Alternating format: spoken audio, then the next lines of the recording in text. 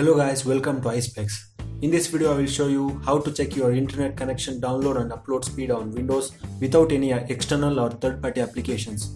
It's very simple. So before this video begins, subscribe to iSpecs for more informative tech videos.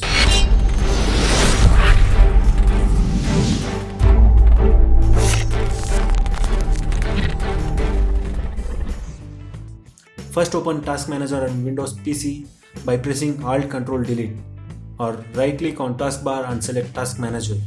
Then click on Performance and choose between Ethernet and Wi-Fi, whichever is connected. So here it is.